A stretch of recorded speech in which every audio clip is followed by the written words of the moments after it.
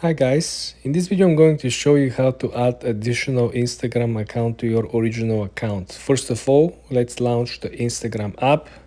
You want to click on the lower right corner where you see your profile picture.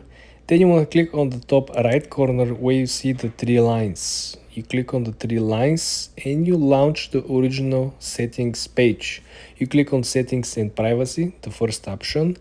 Then you scroll down all the way to the bottom of the page where you see add account.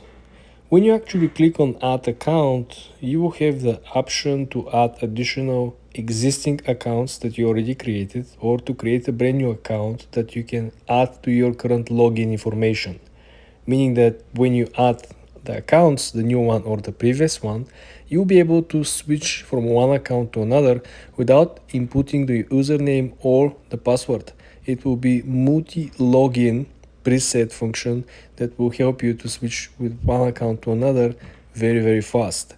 Also, it is very important to mention that you can actually link not only Facebook pages, but you can actually link your Facebook original account, Facebook pages, and you can also link Messenger accounts.